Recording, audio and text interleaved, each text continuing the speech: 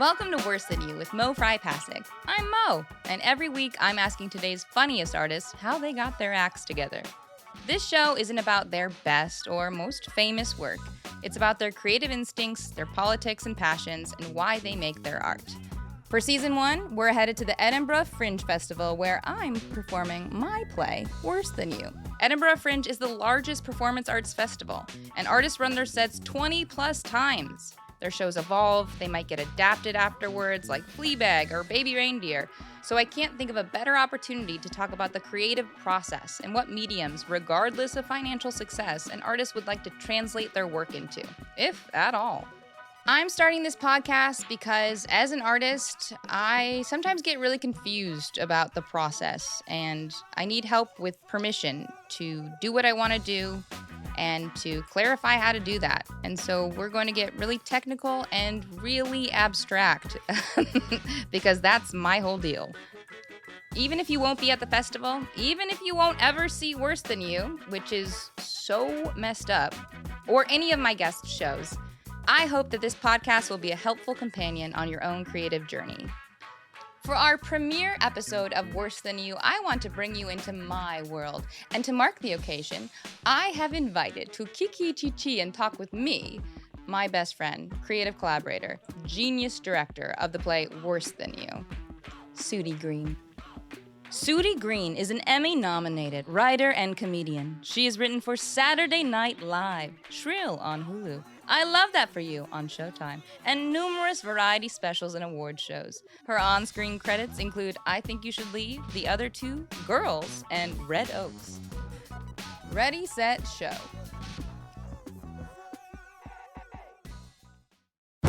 ABC Wednesday. Tim Allen and Kat Dennings star in the new family comedy Shifting Gears. Dad, I'm broke and I need a place to stay until I figure out what the rest of my life looks like. So, a couple of days. When his daughter moves back in. The last time you walked out that door, you looked back at me and gave me a double bird. I was 18. The double bird was how I ended all our conversations. The wheels come off. Can we try to talk to each other like rational adults? Have you watched the news lately? That's not a thing anymore. Series premiere Wednesday, 8, 7 Central on ABC and stream on Hulu. I am here in episode 1 with, just the most talented, just physically I'll objectify her, sexiest, hottest, smartest, funniest, kind of just most enigmatic, sort of magnetic, just sex Sophia Loren meets, sort of, Dick Van Dyke,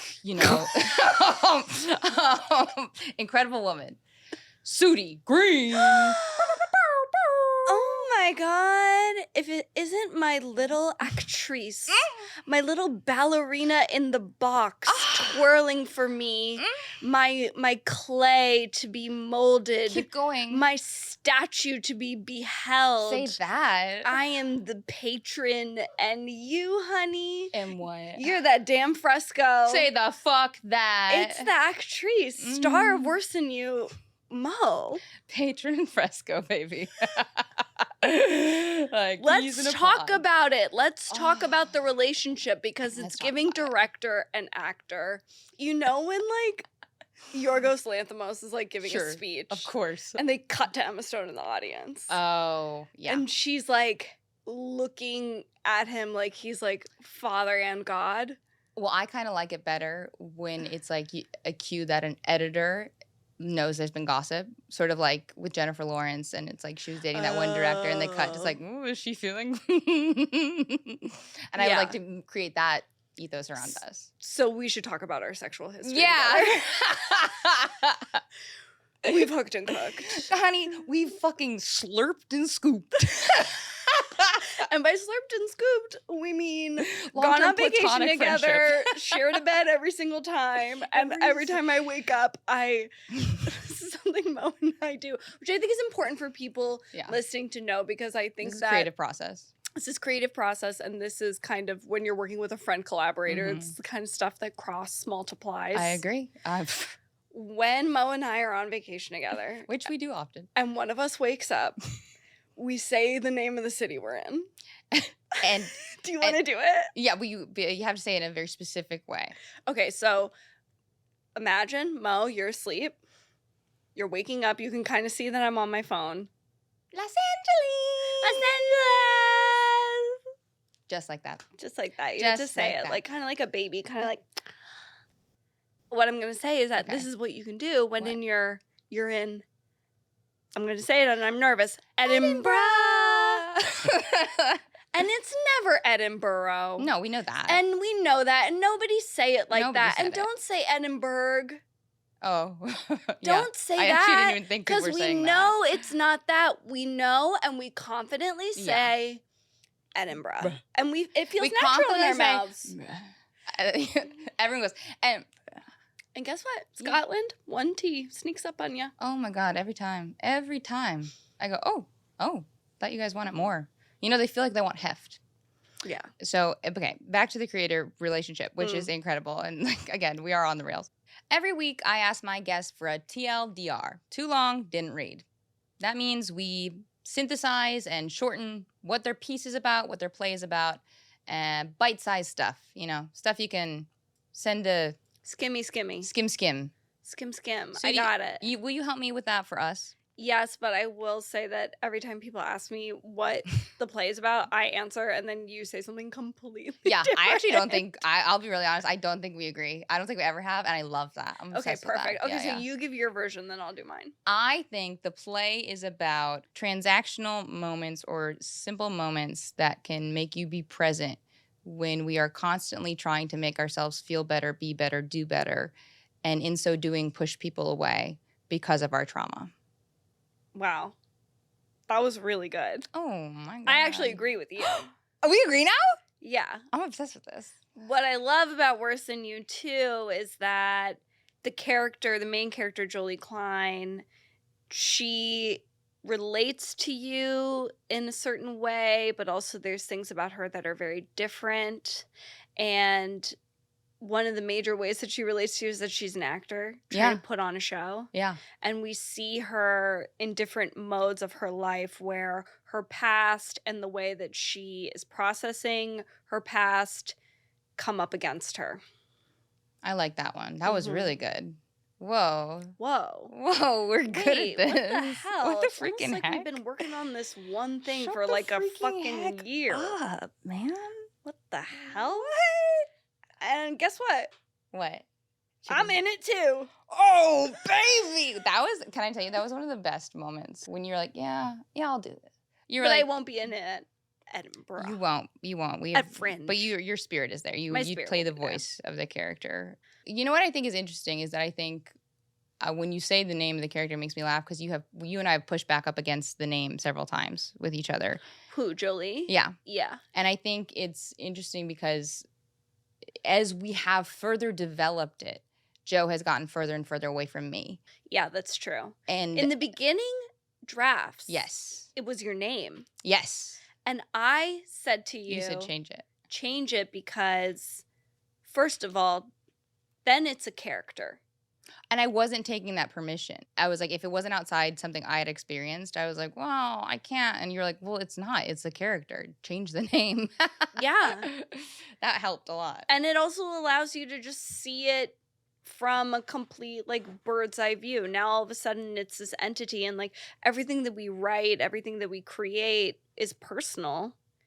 But you get to choose the degree of personal. And if that's a jumping off point and then you extrapolate a ton, or if you just change a few key details, it opens it up. What I find difficult about that topic altogether right now, it's a little bit like every, commercial audition I get will be like, have to be a real family of this, a real this. And we're in this pendulum swing of identity where it's like you have to have experienced every single thing to speak about everything.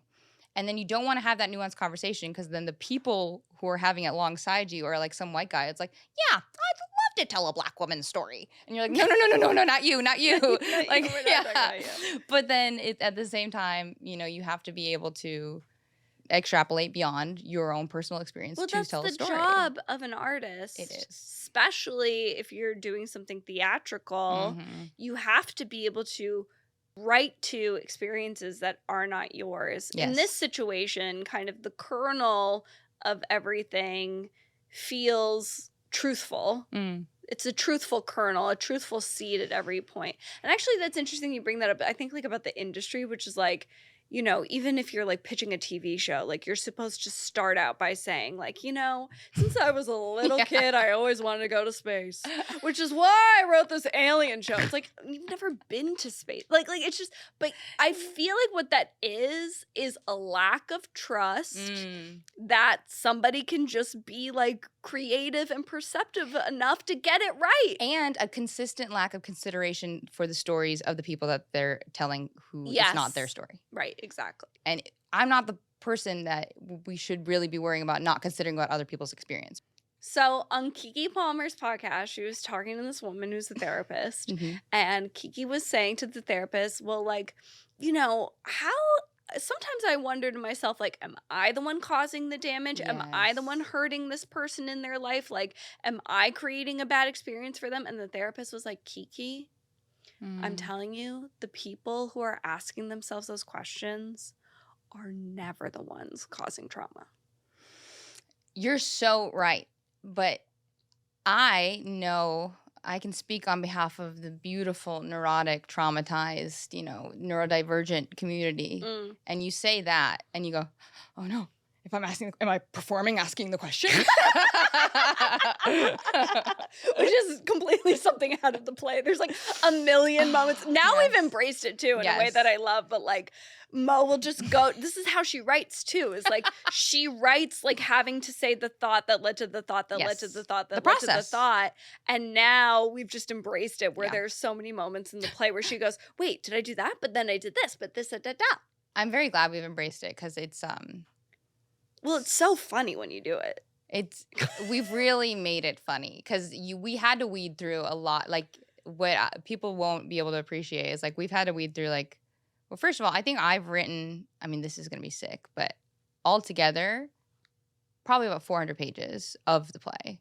That really? Yeah, because when I would bring to you like the Adam Sandler scene or like the therapy scene, I would have written at least 20 pages of it. 20 pages of Adam Sandler? Yeah. Wow. But that's because I'm not, and I want to be really clear, to me that's not writing. Because I'm just writing everything that comes in, I'm writing it down. And so then I'm having to weed through all that. But that, that is your clay. That is your bad version. Yes. It's not bad, but that is your getting the thing on the wheel. I love this. Yes, completely. You're so right because it is getting it there. But I think what I didn't realize is like also the volume I have to put out before I get to this much. And then when it comes to me, I'm like, we're cutting this. Oh my God. When it comes to you, thank God. Thank God. Every time I will say Sudi and I's relationship is great because it's like, I imagine with other people, if someone's like having to cut something, it's difficult. When you cut something, usually I'm like, okay, thank you.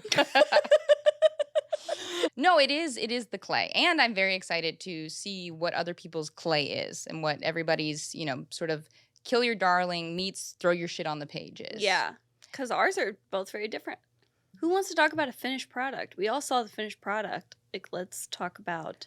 I really feel this nastiness. The nasty. Well, also, and I don't want to talk about the things that worked. I want to talk about the things that didn't. There are so many scenes that you and I have like, oh my gosh. Let's talk about the things that didn't work. Let's each bring up a thing. Okay. What's the thing that didn't work? Listening to Harry Potter.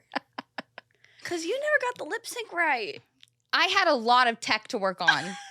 I had a lot of videos to make. I had to make Kyle's whole profile, and I made my Hinge profile Kyle. There was a moment in the opener where we were kind of covering a change on stage. We were covering a change on stage. Yeah, exactly. Yeah. So we were covering a change on stage, and we had this like cassette kind of device that still exists in the play where she literally has like a cassette recorder on stage.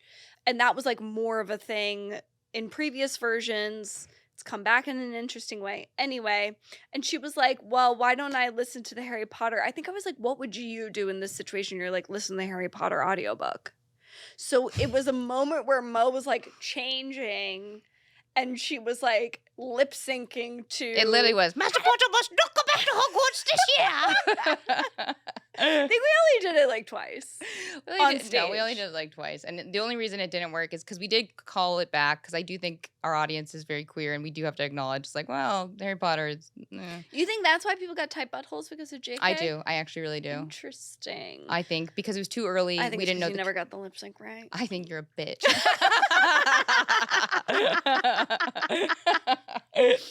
Okay, wait. What's something that we cut? Can I keep it on, please? I'd like to keep it on, please. I would say that something that we tried was that there was well, this was interesting because we wanted to start it off with a bang. Yes. And we have right now in the version of the play a very fun like performance moment that the show opens with. That is a lip sync that she is off book for. Good job, Although Morgan. you did tell, it was like the day before we debuted that version, and I remember you going, so you need to remember the French, right? You need to know the words, because there's a French song, and I just had been going, Yeah, I was like, and that we actually do need to know.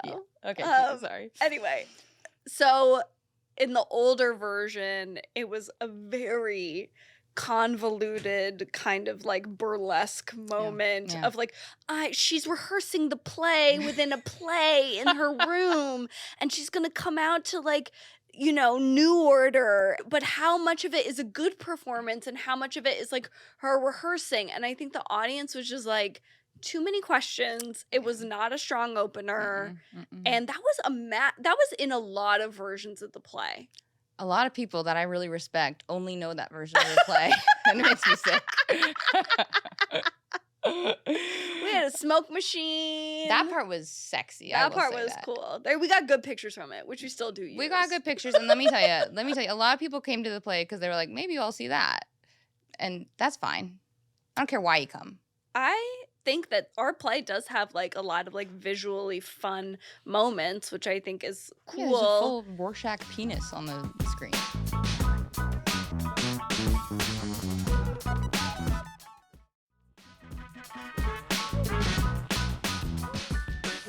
I think when we talk about the process, maybe in many ways, similar to, you know, a couple dating right now is in many ways making their future child.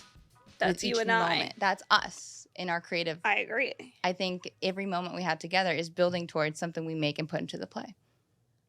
Yeah. That's beautiful. And actually, kind of the first crucial step of you writing Worse Than You happened when we were on a trip to Sedona. Mm-hmm. And I remember that we were in the car and it was giving those Arizona skies. Look at you. Yeah. It was giving deep cut Star is Born track. Mm-hmm. Well, it was because Sudi and I were taking turns driving, and magnificently, there was a beautiful sunset. We were driving through Arizona, and my girl played. I put on the perfect track. I put on joking? Arizona Skies, and tears fell from her eyes. Incredible. Anyway. The next day, we're in Sedona. We're in Sedona for my birthday trip, which I wanted to take with my dear girl. I wanted to drive 10 hours away. Yeah, it was a 10-hour drive, no problem. No problem. I enjoy a 10-hour drive, I enjoy. Honey, you were born in the Midwest. I'm from the Midwest. We know that to get to a state, it's about 10 hours. What are you flying with a family of 4? Babe, like, you can't be doing that. Oh, it's 12 hours to Miami. To a rest stop, get in the car. Run around, you know, get the kids tired, let them sleep drive. Who is paying for flights for more than 2 people? It's like, what are you doing? Going to the movies too? 4 kids? What are we, Daddy Warbucks over here? I wish. It's a 2-day trip to Orlando. It's fine. Anyway, we're in Sedona and you were talking about you wanted to write something. I don't even know if it was a play at that point. And I was just like, do you want me to set a date where you have to email me a draft? Whatever state it's in, it doesn't have to be a perfect draft at all. But I was like, let's pick a date. And it was beginning of March. And I think we picked beginning of April 1st.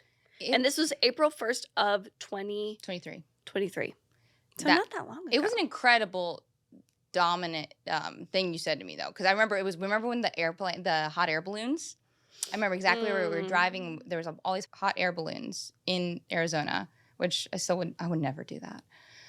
Anyways, we're driving and you look and you just clap your hands. You're like, get it to me. I don't care what it is. I don't care what state it's in. And I was like, yeah, but do I want it to be? And I don't know if I'm script right. Like, I don't know if you were like, I don't care. You're like, it can be a fever dream. Just have something on the page and get it to me, sent to me by April 1st. You have to get clay on the damn mound. And I do this all the time with myself. Like, it is so intimidating to start a big project because you have nothing.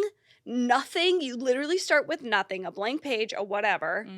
And you have this vision in your head of what you want it to be, and the road seems so long, and you have to give yourself permission to write bad version after bad version after bad version, because what you're doing is you're just kind of molding the clay, and you're kind of taking an arm here and a boob here, and you're smashing it all together, but like you have to start.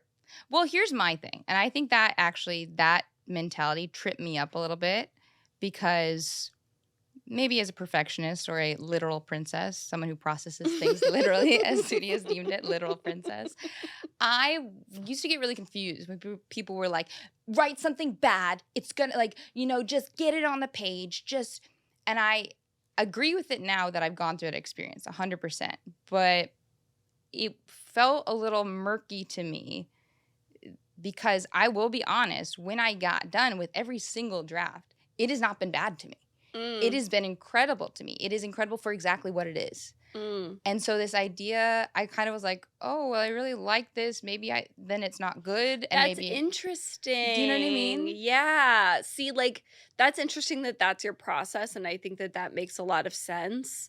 I'm not that way. I feel like I kind of am a very, like, sort of, in my writing style, I'm very practical and I'm very move the football down the field. But I think that's just what works for me. And when people do talk about like their process and maybe, for lack of a better, I don't mean this in like a disparaging way, but more romantic terms. But say it mean. Like, but say it mean. Yeah, when no. people are like floofy doofy, I'm John Keats by the water with my like little Keats feather. wrote all his odes by 24. My little feather mine? pen, or like people would be like, Spare I me. have to be drunk. I have Or, to oh my put God, the on moleskins. music. The Ugh. moleskins kill me. Actually kill me. If another man pulls a moleskin out of his fucking pocket with a little chicken scratch. In your little tattered like Steinbeck. Oh, the red paperback. pony, for God's sakes. God Like, damn, the oh, red kill pony. me. Ugh. If that works for you, though, amazing. Oh my God, it's so good. But I think because, well, I'm going to say it, a lot of the way that I write is capitalistic and directly tied to like a major company. Yeah, money. Well, famously, Sudi works, honey. And all of you who are romantic, are you making the paper? She is. I can't afford to be like, you know, I didn't see the proper birds over the ocean today. I know, but that's a joke though, because you do both. You do both. You are very prolific. You do know how to have a deadline, and you do, you know, create your art. But you get into the flow, obviously. You have to get into the flow. But I just say that for me, it works to tell myself to write the bad version. But I love what you think said it's that bad? your yes.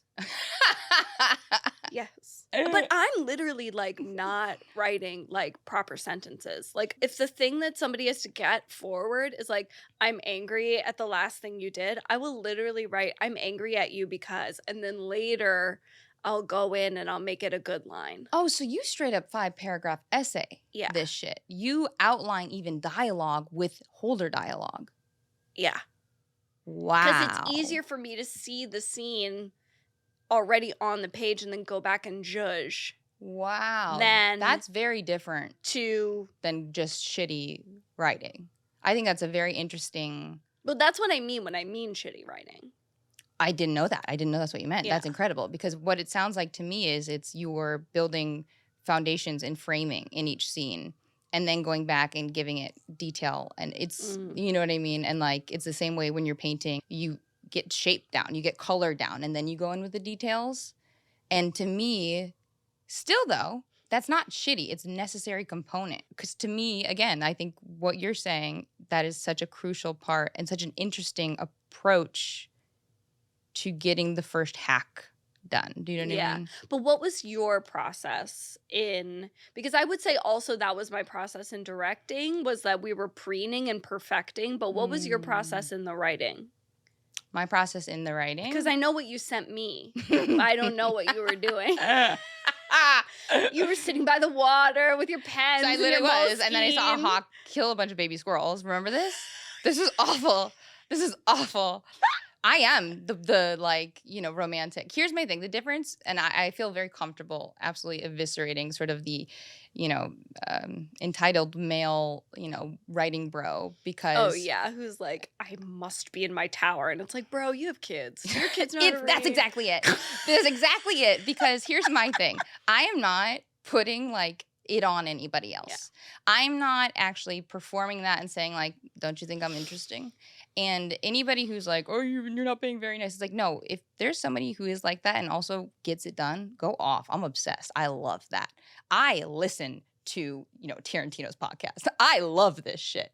But there's so many people out there who are just more invested in being a type of person than actually creating something. Mm-hmm. That's big time. It's all part of the identity. It's all part of the identity. And then they'll sort of get mad at you for not appreciating how quirky they are. I think that there's a lot of shenanigans and accessories to being an artist, and a lot of it is bullshit and has nothing to do with actually making art. Yes. As long as you're making actual shit. Yes. You're a hero. You're a hero. You're a hero. You could be the biggest, like, most pretentious, like, you could, I mean, we hear it all the time and we glorify it. Like Sorkin or whoever it was you were telling me takes 1,600 showers. Oh, yeah, that's what I'm always telling Mo these little, like, tidbits. I'm always like, well, Sorkin, because I don't know, I think it's just, like, writer Instagram. I'm like, Sorkin, when he's blocked, he takes, I don't even know if this is fucking true, but he takes a shower. And so sometimes he'll take 16 showers a day if he has to get through a scene.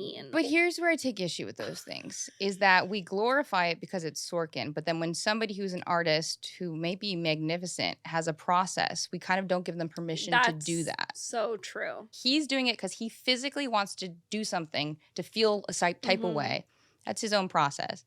But it'll either be a bunch of people who will do that and be like, it's my process too. I'm like, well, I don't know if it is. But sure, borrow someone else's.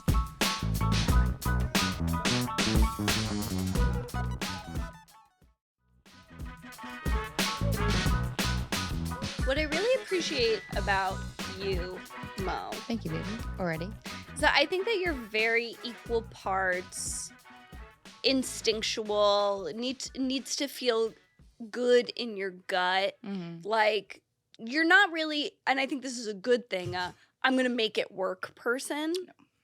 You're like, no, it needs to be right. It needs to be truthful. And I think, and I'm talking about you as a writer. And I think that that's the actor in you, which I think is really great. But at the same time, you're very pragmatic and you will do the absolute work that it takes to take something across the finish line. And I think that's really rare. Oh, I appreciate that. That's very nice. Well, whatever. I love ya. I love ya. Well, I will say that I learned a lot about myself and my process through you, and I kind of assumed that everybody had the same one. And I've been very exposed to, like, one, how lucky I am that I'm surrounded by people like you, and I've come up with so many, work ethic, wonderful people. And two, like, yeah, just it kind of exposed myself to the air and had been able to better appreciate my own process. And I think, like, one of the things that I've gotten to notice about you and working with this is the way your brain works. Again, helps me appreciate myself more. Because this one time, I think it was before we even started doing this, we saw Pearl with Mia Goth and T. West, is it? Mm-hmm. And that's sort of similar to us. Such a good movie. So you and I were and we went in kind of I hadn't seen any of the other ones. Seen any of them. And then I watched X after, but I hadn't. And so we went in like not knowing much, and then we're blown away. We went in not knowing much, but one of my favorite takeaways that I would never, because I am at my core sort of, I am a writer, but I'm very actor based. One of the things that you mentioned that stuck with me so deeply is because, obviously those two have such a relationship, Mia Goth and T. West, and they're making these series together. And you said there's this scene where she absolutely goes to town. Pearl goes to town on a scarecrow. And it's such a good scene. And you were walking out and you're like, oh my God, that is so clearly done by, an actor and a writer. And I was like, what do you mean? And you were like, it just doesn't move the story forward in any way. And it tells us everything we need to know about her. And I thought when you said that, I was like, it's telling you something about the character, but it's not driving the plot. But it's just as important. Of course, but what stuck with me about that is my instinct would be to do that pearl thing. It would be to absolutely plow a scarecrow, you know? But I wouldn't understand why it wasn't moving the story forward. And that is why you're such a magnificent writer, is that you see both the value in that and the fact how it is very separate from writing. And I think being able to see that and appreciate both is what makes very multi-dimensional writing. Do you know what I mean? Or performances. You know what I'm realizing now as we're talking about it, because we're talking so much about writing, because I think that's where you and I cross. Because I would say that you are an actor. Say it louder. Actor. She's an actor. Acts a bit of me. Bit of you. And you're a writer. And I'm a writer. Because you wrote a play? Because I wrote a play and jokes sometimes. I'm definitely a writer. Did you hear how soft that W was? I'm a writer. There you go. And then was directing because... You're good at it. Thank you very much. You're very good at it. And so I would say, now that I'm talking about this, like, so much of the process was doing rewrites together. And less so even, I mean, obviously we put things on their feet, but you do a lot of that yourself, too. Yeah. You're always rehearsing without me, which I love. I didn't know that's what it was. Because can I tell you, again, I'm being very exposed. Like, I do that with everything. I didn't know. You'd be like, oh, you're rehearsing without me. I'm like, oh, is that what it is? Well, I'd also be like, she's going to be off book because she's going to go do her thing in her apartment. I'd be talking to myself in the mirror all day. Like, I'd be in front of And then you come to me with these things that you're like, I've been doing this lately. And I'd be like, great, I love it. Or I'll be like, no, no. Yeah. Here's one of the things that I would have never in my life booked for the rest of my life. I wouldn't have known why. And it's because I got to ask you more questions than I would a regular director. Right, because there's we don't give a shit what the other person thinks, which is hard. It's so hard when you're working with people you have to be vulnerable in front of, but then also you're like, they're gonna not think I'm cool. Oh, really? Have you had that feeling with me? Oh, no, not with you. Oh, okay. I was like, with everyone else. Yes. Yeah. No, me too. Exactly. Where you're like, I have to ask this question about my feeling. Okay, cool. And whatever. I'm now seeing myself being seen, which is a really good zone to be in. And I'm able to differentiate between you criticizing my character and acting on myself. Easy. No problem. My work isn't my identity. My identity isn't my work. Let's fucking do this. Let's go. You want to get drinks after? Just kidding. I'm exhausted emotionally, but I will go. Yeah. It'll be tough for the next 6 days, and I won't return a lot of texts. And I'll spin out about everything I said. For sure. So one of the things that is so incredible working with you is that I can ask you a lot of questions. Yes. And I found that because the reason this podcast exists is because I want to expose, like even you saying, throw some shit on the page, right? Mm-hmm. And me being like, what's that mean though? Mm-hmm. So when I've been directed previously, people will be like, powerful. And I'm going, oh, okay, cool. But in my head, I'm going, well, what's powerful to you? Yeah. You know, I'm going, you're telling me powerful, but guess what? You know, for their body weight, ants are very powerful. like, and I'm also literal princess. Literal princess, sure. But it's like the context a lot of times isn't given, especially if you're doing an audition. You don't know the piece. So then it's like, we want a strong lady. And it's like, well. And then you're playing at something too. And you're playing an archetype. Yeah. If it doesn't make sense to you. Yes. Yeah. And so then. That's death. It's death. And so I was having a really hard time taking notes or directions because I was confused, but you do seem like you're being obstinate. If you're like, so what's that mean to you? Or like, what do you mean by powerful? Oh, because also code for actor doesn't want to do something is I'm confused. Exactly. It's code for like, oh, is she powerful or is she sexy? I just don't get it. Yeah. I think she would take her top off here. Wait, that was actually a really funny realization. What? Where it's like you are so used to working with actors, like actors, capital A. Well, not really. I work in comedy, but a little bit. Oh, but I've met some. Okay. We won't say anything. But one of the times, like, I kept wanting to look like a weird troll doll in the beginning.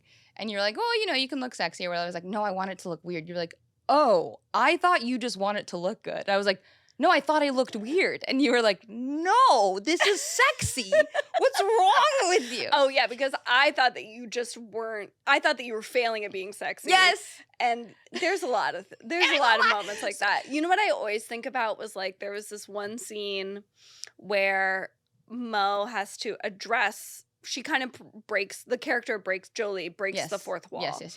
And is playing a character that is performing for an audience. So the audience kind of becomes this audience of characters that she's performing. Obsessed. So many layers. Meta. And she was doing this energy that was like kind of like Mae West. It was like she was walking out and her like hips were sashaying and she was talking to everybody like this.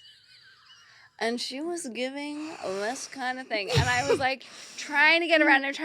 And then finally I was like, what are you doing? And you were like, oh, I'm Panther. Because she said prowl. She said, go prowl out there and then deliver. I don't think I said prowl. Remember, because it was walking powerfully and you said the word prowl and I go, okay, I'll choose Panther. And then this is where we got the discussion. You go, how about you don't prowl like a panther? You prowl like, and then that's when you start it. Then I understood what you were doing. That is what I appreciated so much about that moment is I could feel that. It wasn't like, Panther, you're being an idiot. You were like, oh my God. She's doing Panther because they said prowl. You said, oh. No problem. You said, oh, that's what she was doing. Because otherwise I was like, therapy is so important. Who here's in therapy? That was literally how I was doing it. It was horrifying. You had like, it Why don't was you like come your up and voice see was me coming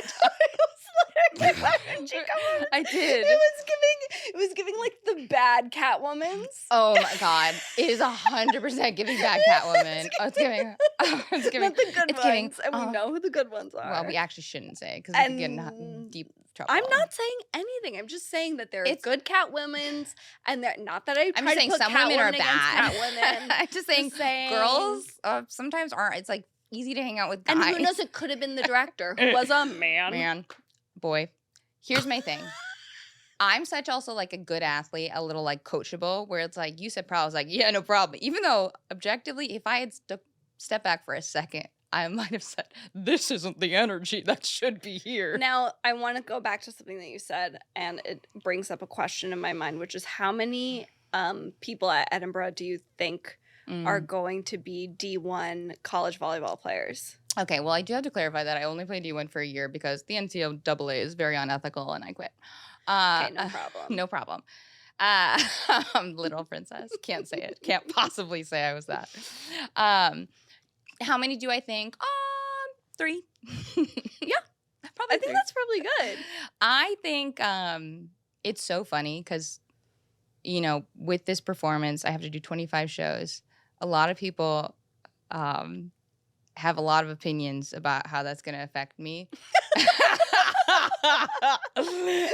And I've been hearing a lot of like, just, you know, loving worries, if you will. Loving worries. And I'm sitting there going like, I'm sorry. Do you know who the fuck I am? Yeah, I'm going to cry a lot. It is going to be difficult. Ooh, do I miss being told where to be, what to do, how to do it? Ooh, do I miss waking up on a schedule, training? I love that shit. Give me that routine. I'm not talking to nobody. I'm doing my shit. I'm getting there. I already bought warm-ups. I got jumpsuits from Sergio Tacconcini or whatever that guy's name is. Yeah, because I'm only wearing warm-ups.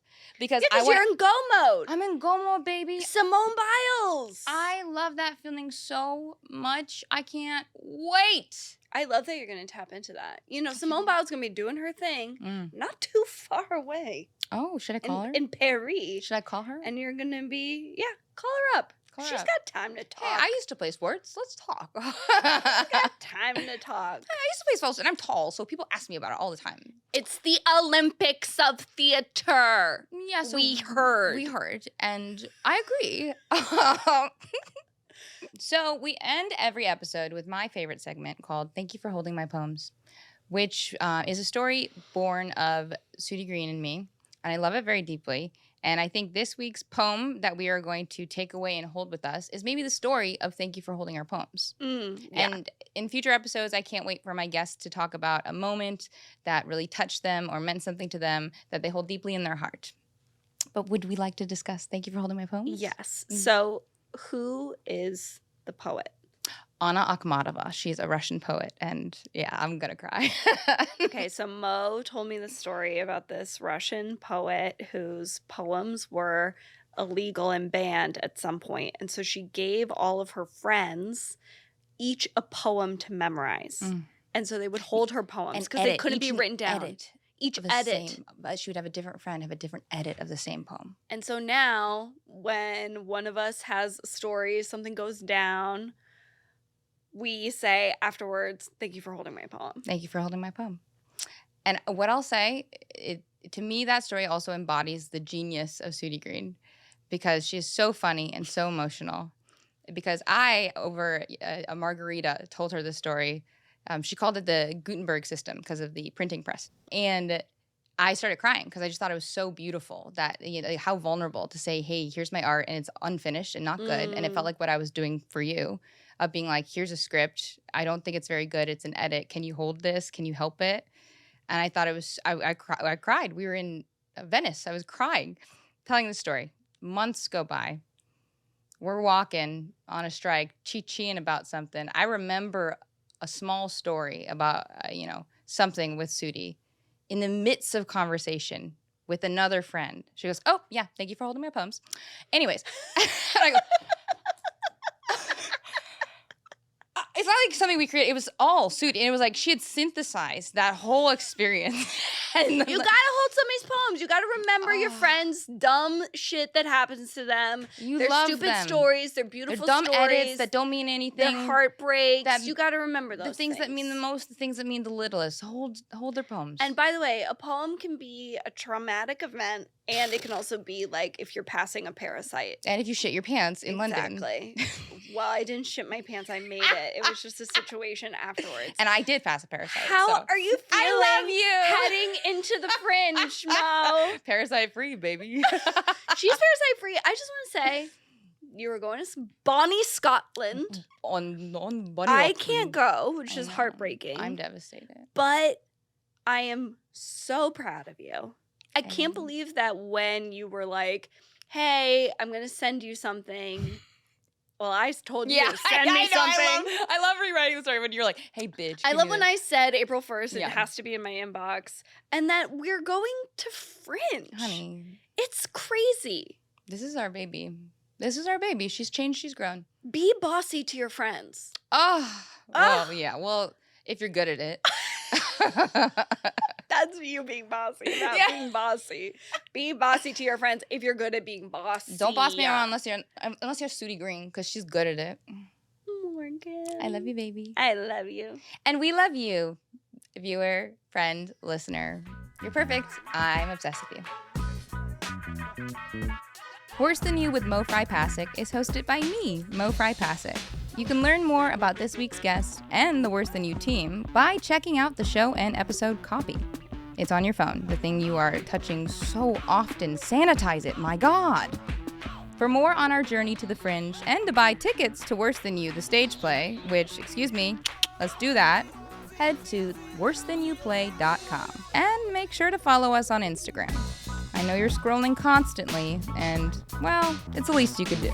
Worse Than You with Mo Fry Pasick is produced by Disco Nap and Kinahora Productions. Oh my God, you're so pretty.